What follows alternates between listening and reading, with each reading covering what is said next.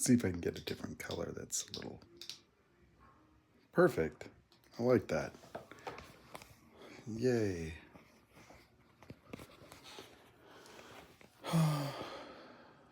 Little Monday Night Football. Gonna do live stream. Gonna have some coaching going on later tonight, and then we're gonna do a TikTok live where I'm trying to bring up one of my accounts. So, gonna be tethering in and doing some coaching live. Figured I'd check out YouTube here. I'm gonna make a bigger presence here. I want to do more videos. I'm gonna commit to doing maybe 2 or 3 short videos a day, and then one long one here. I feel like I've neglected YouTube a little bit and lost some of the people here. I really enjoyed the live streaming here on YouTube. It felt different. It was actually a little more cozy. So like YouTube live stream isn't quite, it's not like TikTok. TikTok live stream is like going to Vegas. You don't know. It's kind of, there's an excitement to it, but here it has more of a cozy atmosphere, for me at least. It doesn't feel quite as out there connected, so we'll see. We're going to hang out here.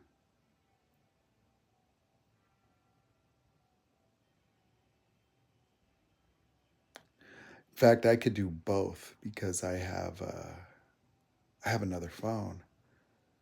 So I'm going to walk out, grab the charger. That way I can do YouTube and TikTok at the same time. But TikTok's a platform I need to grow. And I need to reach out to some of these other content people, podcast people, stuff like that.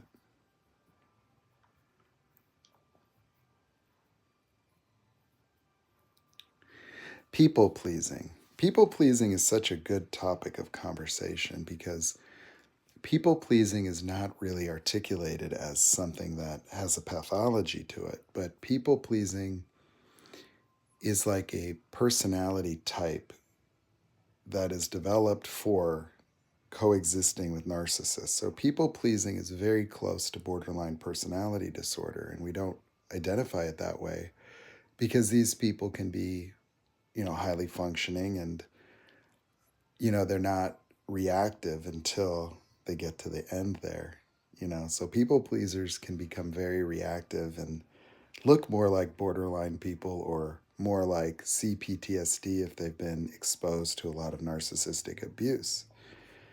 But the behaviors of people pleasing can be problematic, for people that, want to have love and intimacy in their life because it has a profound distorting effect on relationships. It's not healthy for good relationships being a people pleaser because it's very easy for people pleasers to feel taken advantage of and used due to a lack of reciprocation. That people pleasing, it's almost like somebody that's trained to experience being loved and appreciated through validation of what they do and provide other people. And they will start to experience that where they start to recognize that the people that are in their lives are there because of what they provide. And so the very thing that people pleasing has you do in order to feel secure in relationships is also the thing that undermines your experience of the relationship because people pleasers often fail to recognize that's what they're doing and will often expect other people to be that way too. Or they set up relationships based on something they provide. Like it would, like the equivalent I tell people is it's like, imagine you meet some new friends and then you bring pizza to the party. Or every time you hang out with your friends, you bring pizza. Well, the first few times they'll be like, wow, thanks for the pizza. But it's as if you convinced everybody that that's just your nature. And so people will sort of just, presume that you're okay. People pleasers often don't really ask for reciprocation or don't even feel comfortable with it. And it's always like a people pleaser is the type that's like, oh, no, that's too much. No, thank you. I love doing it. No. Don't give me any money. No. I do this because I like it. And then at the same time, they'll start to feel neglected, or they'll feel not taken care of, or just not appreciated. And they keep that to themselves until it kind of builds to a level where they're feeling used or taken advantage of, even in normal relationships, you know? And so it's particularly troublesome when a people pleaser gets entangled with a narcissist, because that becomes a nightmare. Because they just hijack your personality, basically. They're just pushing your buttons. People pleasers, idealize narcissists very similar to the way borderlines do, just not to the same extent. But people pleasers will also have, you know, a fantastical experience of love. Love for them will be like this profound infatuation. Like they'll have very strong emotional attachments because of the real difference they feel when being validated. So people pleasers are like a cry for recognition. And so it's very easy for narcissists to mirror them or provide them with what they're looking for up front. And so it's like they will feel like connected. Like people pleasers are looking for connections, and they feel like they've connected to somebody when they feel certain emotions. Like it's almost like a people pleaser doesn't know their value.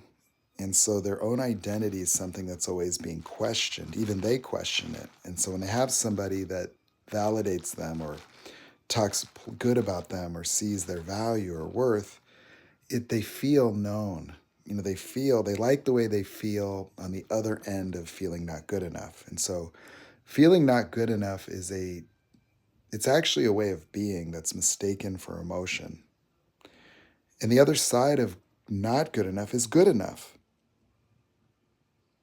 And so people pleasing is like always trying to go from feeling not good enough to good enough, going from feeling unworthy to worthwhile or valuable or valued. And so this can create a very profound emotional shift in a people pleaser. And that is what they will think love is all about. And so they'll feel like they're in love because their life will be clicking. It's like a people pleaser, if they get connected with somebody, they will be on cloud nine. It's like suddenly their life works. They have a pep in their step. They're different at work. It's like they got a little bounce. And it's like, what's going on with you? Oh, nothing. It's just positive energy. But that's where they feel like they lose themselves, is they lose that edge, but they also lose the love. Like people pleasers are often going to be people that can see really good things for others. Like they're good visually, meaning like they can have a vision for the future of other people. Like they could see the good in other people and they could see their potential and they could stand for that potential. They can do extraordinary things for other people. But if you ask the person, like, why don't you do that for yourself? That would like shock them. Like they wouldn't be comfortable with that. It's almost as if they're in avoidance of themselves by focusing on other people. And so they attach to other people because they could see the potential in those people. And of course, that goes well with like the grandiosity of a narcissist, where like they look like they might have it together and they might have confidence. And you could believe in them. You could believe in their business plans. You could believe in their talent, because people pleasers, almost like their talent is noticing and recognizing the value and talents of others, often not developing themselves fully.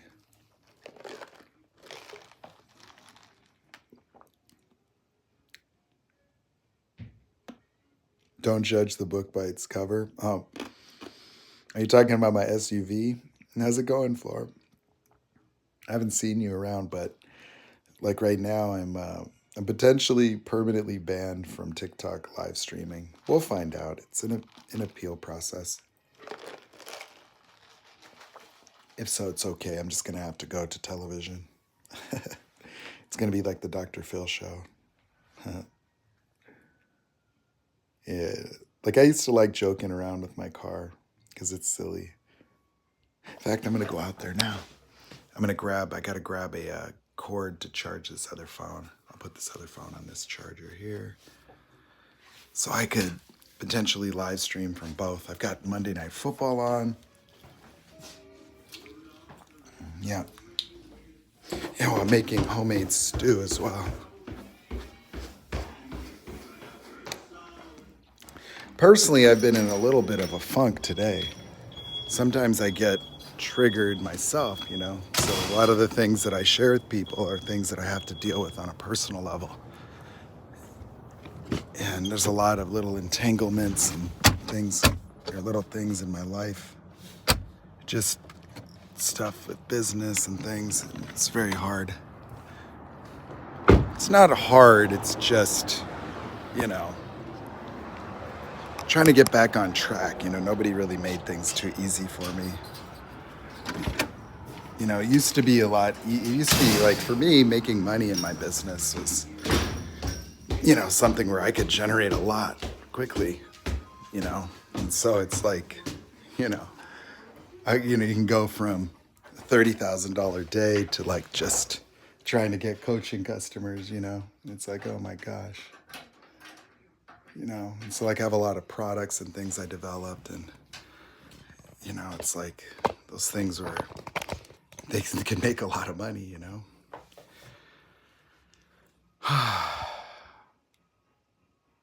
Well, I have a new TikTok account, so I'm going to use that tonight to live stream from by just being a guest on one of my moderators' accounts to generate followers. I got to get it to 1,000. The problem is that, you know, I mean, I have a coaching business that's amazing. It's so effective. It is so effective.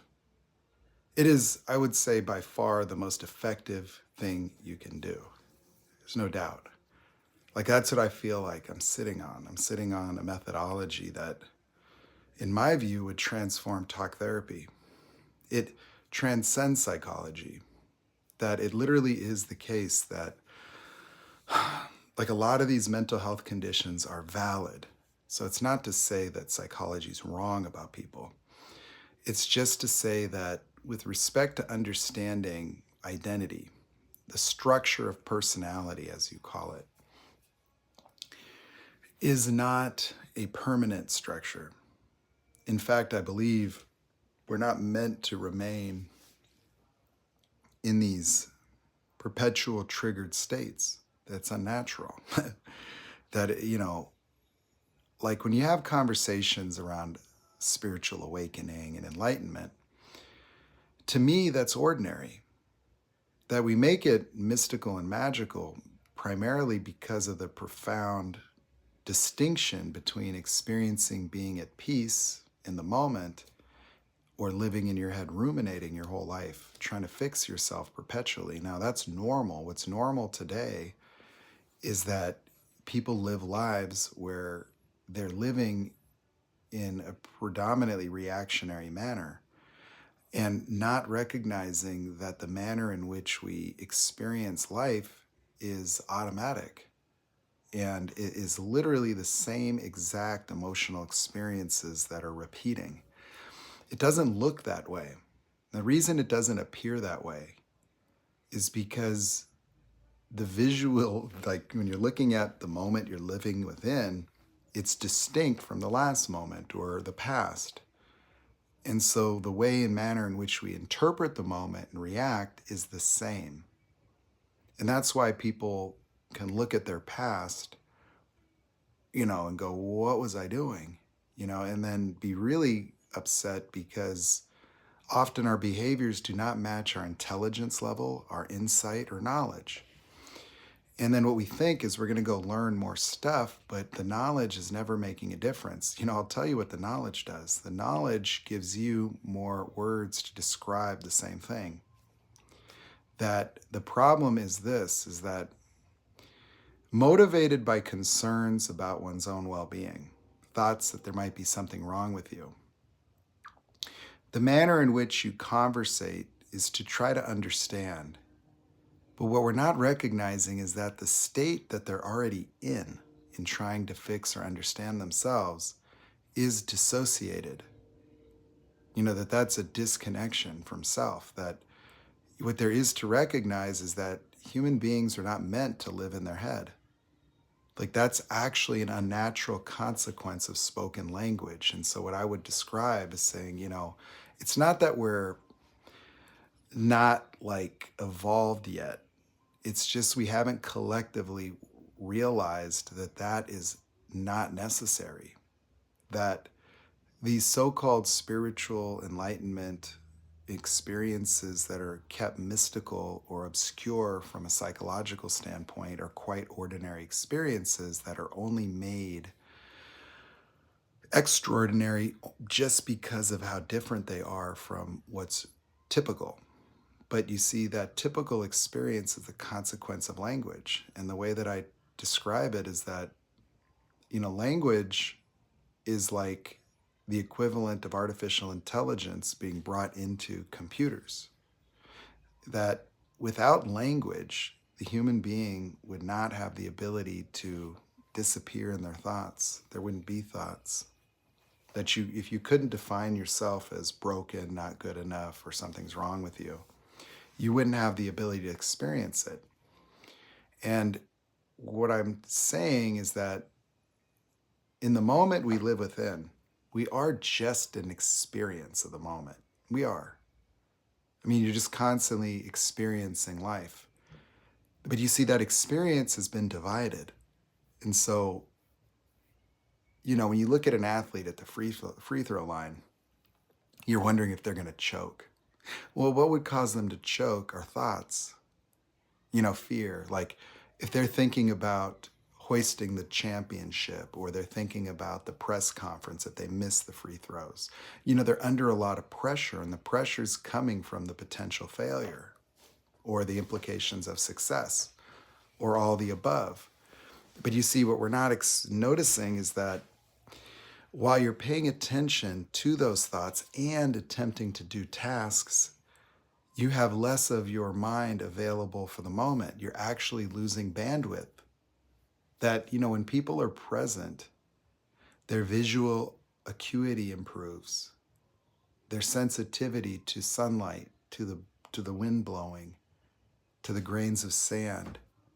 You see, it's like your mind, your cerebral cortex has a certain amount of surface area, and in the genesis and formation of your current moment experience, the more you're in your head, the more you suffer. Have you noticed that? Look at somebody that's in the discard of phase of a narcissistic abuse relationship. The suffering is a direct result of not being present. That if you were able, like, when you look at somebody that meditates, well, what are they doing? They're just turning the voice off in their head. They're just getting reacquainted with their own experience of being alive. And the experience for all animals is just an accumulation of external data, sensory data, body position, temperature, all the sensations, the light, the sound. And then we form, an interpretation of the outside world. And, the less we're in our head, the more accurate and objective that perspective can be. But with language, we go through life as if we got Morgan Freeman in our head, narrating every moment, narrating conversations while you're having them. So you're talking to somebody, you think that you're paying attention to them, but you're not, because you're paying attention to your thoughts about what they're saying. You're listening to yourself, you're thinking, you're wrapping your mind around. And so we've been inducted into this delusion that thinking is some kind of process that's independent, of what would happen ordinarily. And the truth is that isn't actually true at all. That your mind can create ideas and thoughts that are spontaneous and come from nothing and are objective in nature. But the problem with human identities is that human identities are almost like internal characters we created as children that we're trying to develop. And we protect them as if it is us. Like you look at people arguing, they're in defense of a position, and they're in defense of an interpretation, nothing more. Not reality itself, but just a point of view. And it's as if what it is that reality gets filtered through its relevance to your identity, to the thoughts of who and what you are, what your needs are, what you're capable of, what you're not. And your imagination becomes completely contaminated, where you're not even free to think about tomorrow. You have limitations on what you can do and can't do and will say and won't say that are so natural to us, yet they're totally unquestioned because they're absolutely not objective. That if you didn't have all those inhibitions, then you would find you could do anything.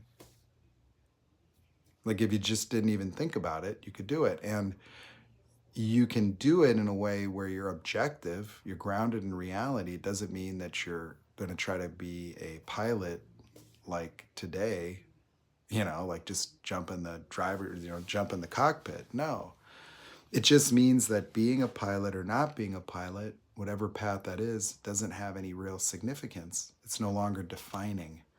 And your perception of it, can be just grounded in a more objective view where you can go and handle business, and so, the issue with human beings is language. That language has become the architecture of our own view of self, and it isn't objective, not at all. In fact, it's quite the opposite, because all the different thoughts and feelings that people continue to harbor about themselves come from somewhere other than the moment. And you could see it has nothing to do with reality. Like when you look at somebody that has gone through a relationship with a narcissist as a good example, the types of thoughts that they have about themselves, the guilt or the shame or the whatever that was compelling them in the relationship, that's the whole basis of the so-called trauma bond, is an attachment to overcome the feelings and thoughts of other people. Where you're feeling not good enough as a result of something outside of yourself, because it's interpreted that way. When in reality, you're just reacting to yourself that you're projecting, meaning you actually think that objects outside of yourself are some way symbolic of your value or worth or being good enough or not. Whether you get validated or you get told that you did something wrong can literally dictate your experience to yourself, just like that. And so you live on a yo-yo, and that's so normal that we can all relate to and empathize and sympathize with other people, but we're not confronting that it's actually abnormal, and it's very unique and distinct to human beings. And it's also a profound limitation, profoundly inhibitory, profoundly devastating in terms of its overall impact on the quality of a person's life. Would be living a life involuntarily reacting to life, profoundly emotionally reacting, and then acting upon the experiences that appear real and apparent. Like you actually react as if you might have done something wrong by being guilt tripped. And that's, how does a guilt trip work? Well, it causes guilt. And the guilt causes your mind to formulate an interpretation of yourself as somehow at fault, liable, responsible, and you're not. And so you end up in a struggle where intellectually you kind of know, wait a second, but on the other hand, you're so profoundly driven to escape the guilt that somebody can keep pushing until you break, and you're just like, oh, you just want the feeling to go away. And then you'll have these catch-22s where you know that how you feel may not be really the whole story about what it is that you're going through. What's really actually taking place in your life. Yet, we persistently act upon these experiences, failing to recognize that they are repeating and they are the exact same thing. See, the most fascinating thing in coaching is that I will pick on a discard phase, just a discard. Like, oh, you got discarded by a narcissist. That's great. When was that? I'm only choosing it because it's such a perfect opportunity where I can write down all the emotions, all the thoughts, and keep them in that moment. Like, I don't need the explanations. I don't even need to know what he did or she did or what happened. None of that matters. All I need to know is what it was like. And when I write all that down, this person will think that these feelings are because this happened, right? Okay. Then we start seeing that, wait a second, all those emotions, every single one was in the relationship. Could be for years. And then you find that those same experiences in their family, they're in their work environment, they're in every area of their life. They've been surviving the same exact experiences. And then what happens is once they're in this space where they're recognizing this for the first time, it's like an unraveling will happen. They will tell me the first moment. I don't need to probe. All I have to do is put them there, take them out of this imaginary world of thoughts where we're trying to fix ourselves and understand, and you're reliving everything. And so you're hijacking the most powerful dimensions of your mind by using it to merely keep recreating bullshit. And you can't use it to engineer what you want in life when you're doing that. And so it's like taking them, having them experience a recent memory just to get the emotions. But once they're there, that is the visual experiential domain. That's where transformation happens. Because now we're getting towards the architecture of the experience itself. And when you start to deal with that, it has a transformative effect because it will alter the way reality occurs tomorrow. That if you got rid of not good enough, if you got rid of I'm broken, if you got rid of there's something wrong with me, see, those are so experientially compelling that they're unquestioned. Like you actually experience it, it's so real to you, that you're not recognizing what would life look like if you just didn't have that. You wouldn't have it. That the experience of that there's something wrong with you is what causes the experience itself. So you feel like there's something wrong. You want to fix it. You want to figure it out. You want to get the answers, but you're not seeing that experience causes all of the confusion. It causes the suffering and everything. And that if that experience just wasn't triggered, it wouldn't be there. And you wouldn't be thinking there's something wrong and you wouldn't be trying to fix yourself. And the illusion of it is that you get answers, is that you think you figured it out. And it temporarily turns off. And that's what it does in relationships because, as you're trying to figure out what's going on, you're always going to arrive at some kind of conclusion. And then you feel comforted as if this new understanding is something that you can stand upon. And so as you try to figure life out or you try to figure out this relationship, that's what ends up happening is it's just repetitive. You get today's answer and you feel comforted like you can move forward now because you understand. But you don't really understand.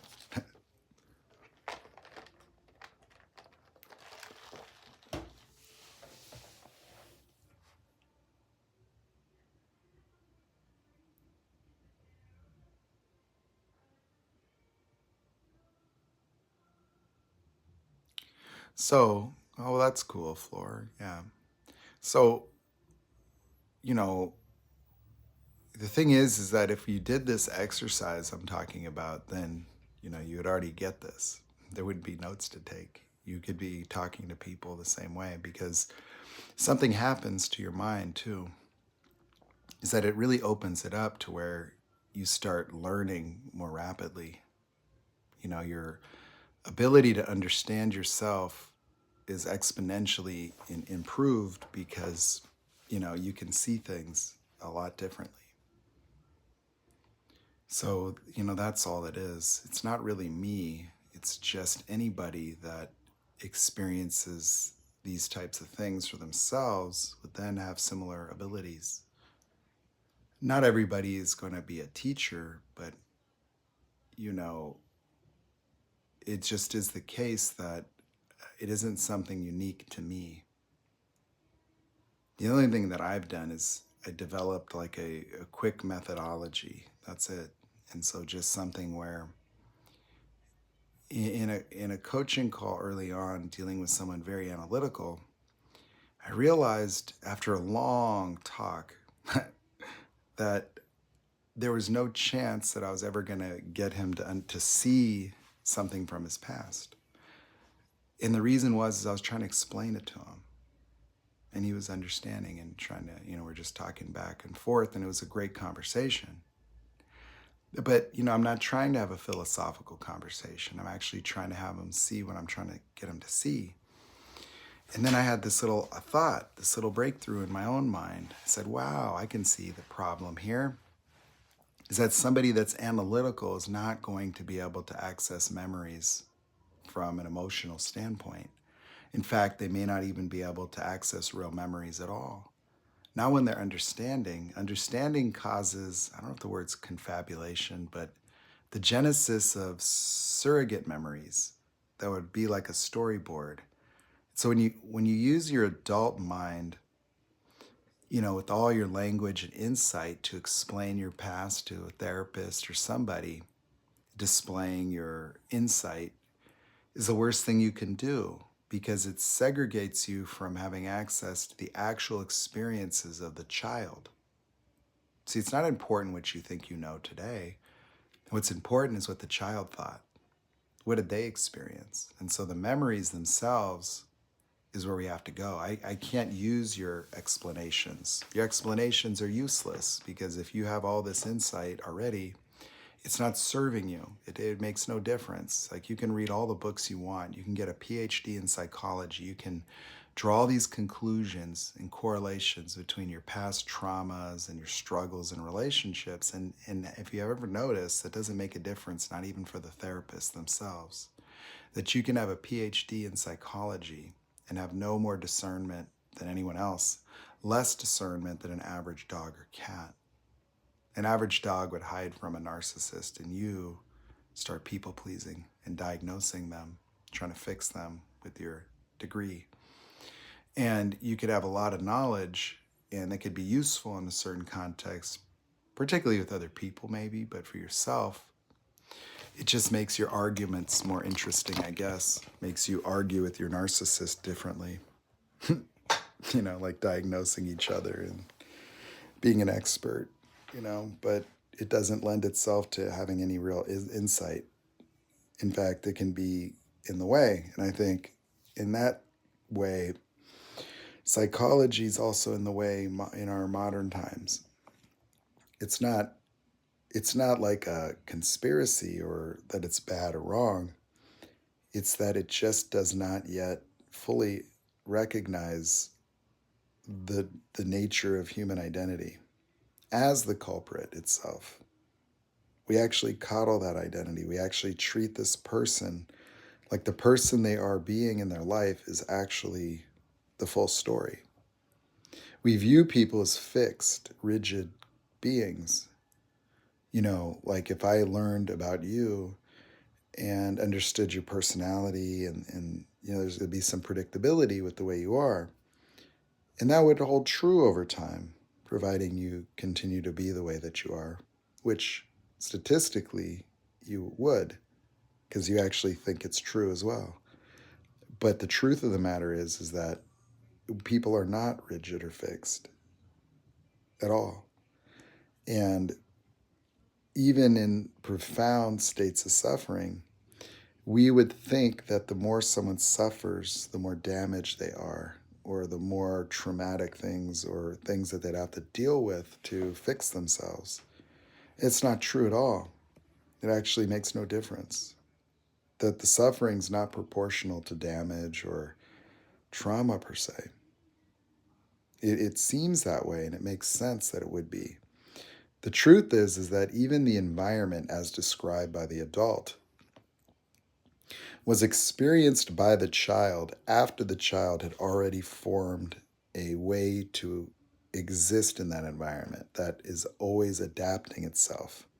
You see, the personality is architecturally rigid in terms of the mechanics of it. However, it's also very adaptive. It includes this element to figure it out and try to be what's required in the moment.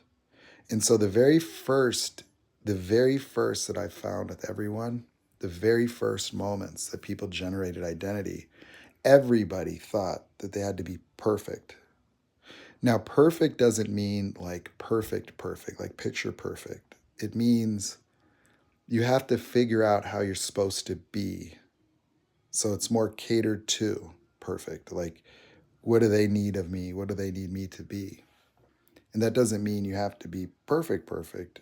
In some cases, it might seem that way depending on the situations for people, and they might actually think that, becoming perfect is it's something that they're driven towards, even if they're recognizing that they can't quite get there. But being unable to get there is something that disqualifies them. That you look, and it's everyone on this live stream right now has this. That you are trying to improve yourself, aren't you? Aren't you trying to get better, heal? Aren't you trying to improve your skills, prepare, or resigned? Hmm? Do you not try to figure out life? Like something doesn't go exactly the way you want to figure it out so you can adjust, learn, grow. You get confronted by an issue in a relationship and you want to talk it out, you want to understand. Like you get curious, I want to understand. Then you go to figure it out so you can figure out how you're supposed to be to fix it. Well, that's what I'm talking about. What if you didn't have to do that? What if the process of figuring it out is what causes the confusion? Like you think that you're figuring out because of confusion. No. You generate confusion to obscure reality, to dissociate. It gives you the opportunity to create an alternate reality. In fact, that's what you do to coexist with other people. Is that the personality or the structures of our identity and mind have no interest in objectivity. None. Look at people fight and argue about God and their beliefs or religion or politics or national things or what position you are in a conflict or what team you're on. If I'm watching football, if a fight breaks out, it's usually going to be divided across the team boundary. Even if I watch pickup basketball at the local park, the chances are when people are arguing, they're on opposite teams. And where's the objectivity then? Doesn't exist. Ball goes out of bounds. Whose ball is it? Yet, if I took a statistical analysis of every time somebody in the history of sports argued with a referee over something, did they argue on behalf of the other team? What percentage? What percentage? What percentage? What percentage of professional athletes complaining to the referee are complaining in a way that would be detrimental to themselves? It doesn't matter how right they are, how passionate they are. If I watch the end of the game, the team that lost, what percentage are they more likely to talk about the officiating? You lose game 7, you're talking about the referees. If you won game 7, you're talking about God is good.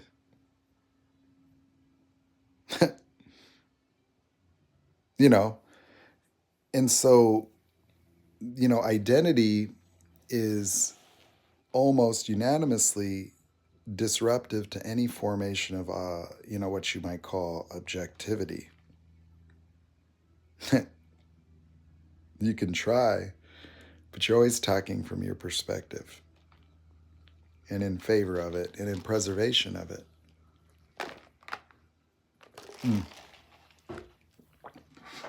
Right?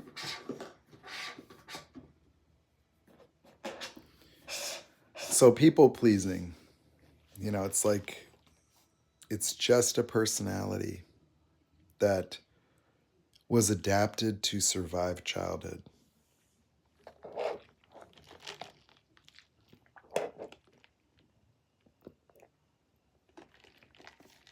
That's about it. So it becomes very maladaptive in adulthood because the personality of a people pleaser is meant to enable them to separate from reality so they can coexist in the reality of a narcissist. And that's why they have all the guilt. They have to do that to preserve the idealization of their parents. That making yourself wrong is how you can coexist with somebody that can't take responsibility.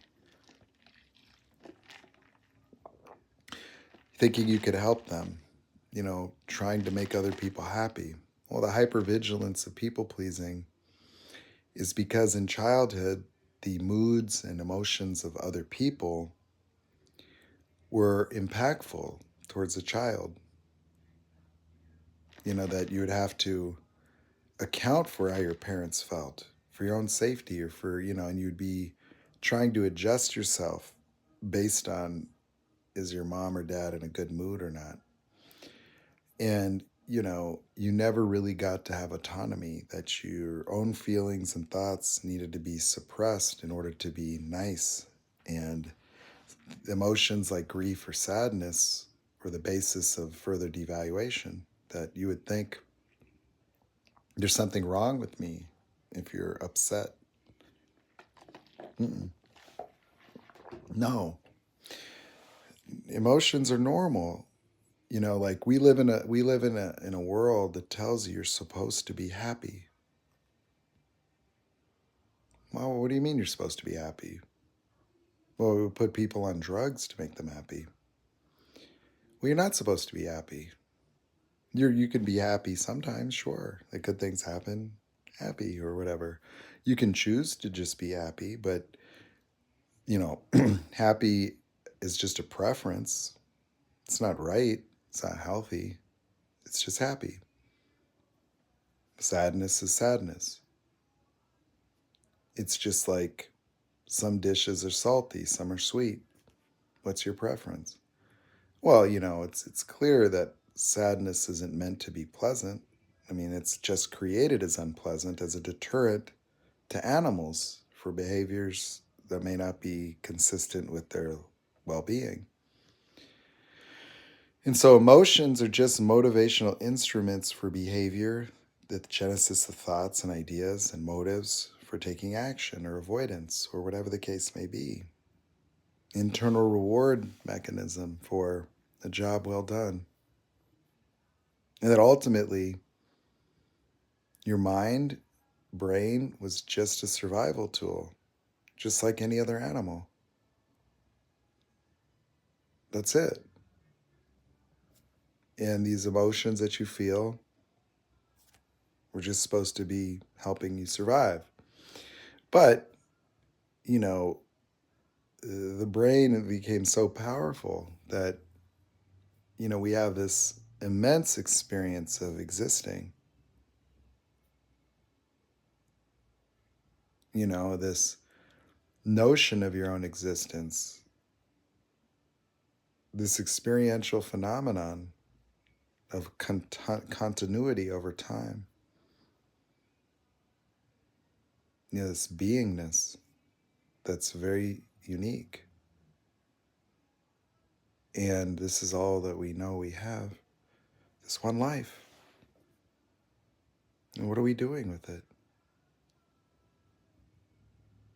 Were we just meant to be robots, to work, to just chase happiness like a paycheck, to just live in perpetual avoidance and fear, just figuring it out all the time.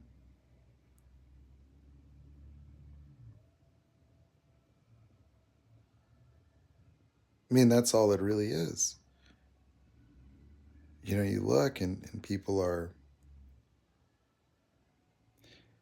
just trying to experience that they're valid as a person, worthy or valuable, to try to create an emotional experience that they think that they need. And that's it. And then lights out. Well, it appears that way to me. Yeah, it appears that's it. And so the question would be, what are we doing with it, right? What are we doing? I mean, how much longer are you going to fix yourself? You know, talking to people still trying to heal at 50 some years old. There's no healing because there's nothing wrong with you. Yeah, you weren't really broken. So that's the truth that sets us free, is really the acknowledgement of, hey, wait a second. I'm not even in the moment. I'm in my head. I'm reliving the past, not just from a memory standpoint, not just living in the past, thinking about the past. I'm living in the past because the past emotions are defining this one. And I'm trying to survive it. I'm trying to fix it, overcome it. Now I'm trying to prove myself. I'm trying to make somebody happy. Because that's what I had to do as a child. Failing to recognize that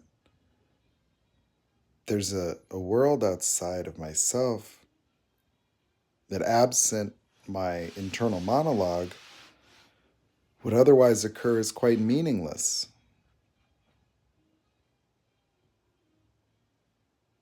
What does it mean? Nothing. It means nothing. That life is empty and meaningless. But the good news is, it's also empty and meaningless that it is empty and meaningless. The life is empty and meaningless, but it's also empty and meaningless that it's empty and meaningless. It doesn't mean anything that life, absent my thoughts about life, doesn't have any inherent meaning. You could make up the meaning. You could say love, God, whatever, sure. Okay, but you made that up. Like, where is the meaning? Where do you find it? Wouldn't you have to create it? Without language, would we be concerned about the meaning of life? Or would we just be living it? And if it really didn't have meaning, then what would that make available? If all the things that were so heavy, so significant, so defining, devastating, compelling, or attached, those things didn't mean anything about you. They're just things. In fact, you'd have to deal with the arbitrary nature of life in your life. That you suffered. You've had a past, you had experiences, but you suffered because of the meaning, because you made things mean things about yourself. That the suffering came from the thoughts that you're not good enough, broken, something's wrong with you, you're unlovable. Other than that, you just be seeing and observing things. You know, that the thoughts and the behaviors of other people wouldn't be defining. I mean, it would be informative of them, that you could look and just be like, wow, wow, huh, yeah. Hmm.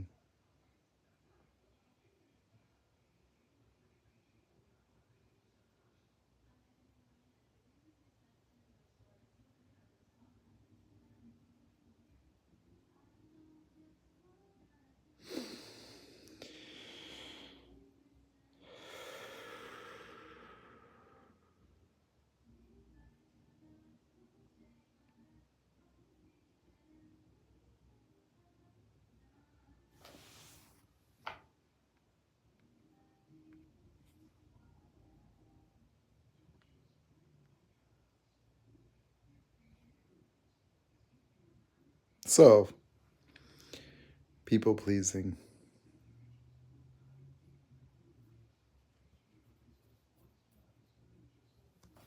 I see something here.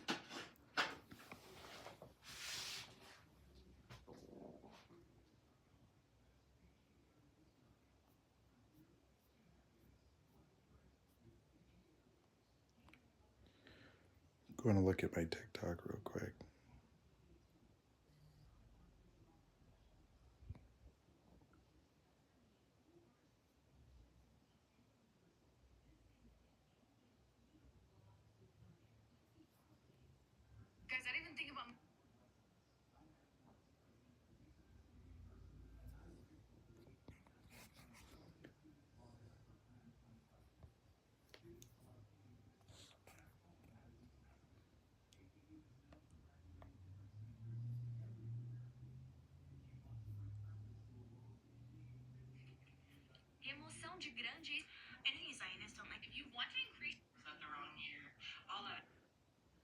Seeing which.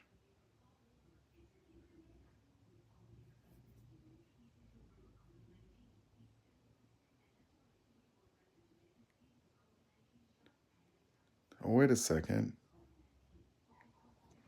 Really crazy. Hold on.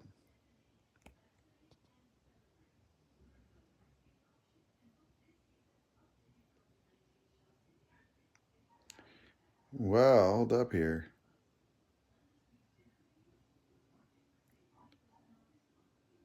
I'm literally, it looks like,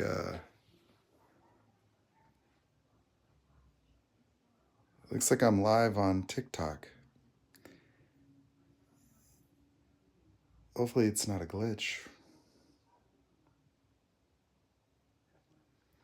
Very cool. So we'll see.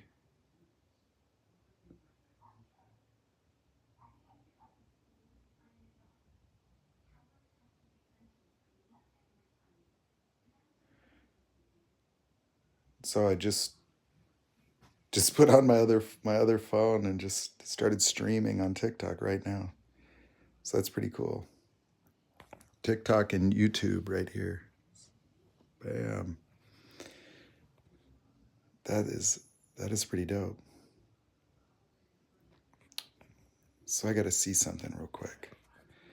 I'm going to sign off on YouTube. Hey, how's it going?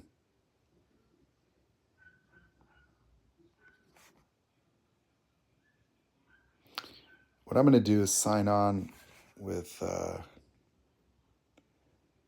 going to close this out and go back to TikTok on my other phone too. Hold on. Because it could be a glitch because the thing is that the appeal was just stuck on this phone. And then when I tried this phone, it was clear. Just let me go. So I'm live on TikTok. So that's cool. So let's see how that goes. All right. All right. I'll be back, YouTube.